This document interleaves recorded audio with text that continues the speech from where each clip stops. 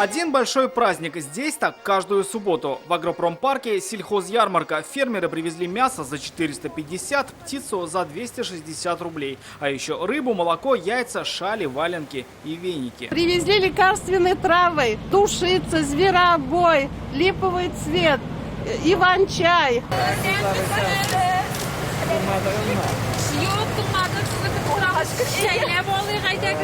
В это морозное утро среди покупателей был и президент республики. Рустам Минниханов в компании министра Марата Зябарова и мэра Ильсура Медшина внимательно изучал ассортимент, спрашивал, что почем, интересовался качеством.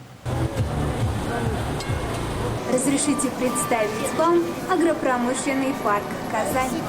Рустаму Минниханову рассказывают, как в агропромпарке удается сдерживать цены. В общем-то, оборот за 10 месяцев почти 2 миллиарда 200 миллионов. Среди фермеров сегодня была и звезда хоккея. На днях экс-игрок Акбарса Евгений Медведев начал продавать здесь произведенное им мясо халяль. Все получается.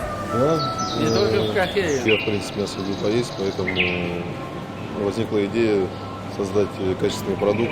Ну, конечно, самое интересное происходит здесь, на улице, у прилавков, которые селяне разбили, чтобы представить свою продукцию. Почему горожане выбирают именно ее? Этим вопросом задались и мы. А чем нравится вот сельхозпродукция здесь? Ну, нормальные продукты и цена не так дорогие. Нравится тем, что выгодно покупать, дешево. Молоко взяли, мясо сейчас выбирает. Конечно, будет вкусно.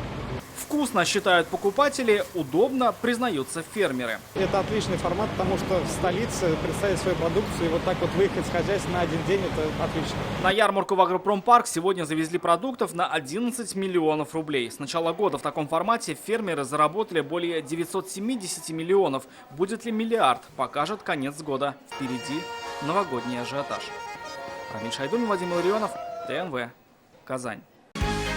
Закажи рекламу на ТНВ. Телефон в Казани 5 705 100.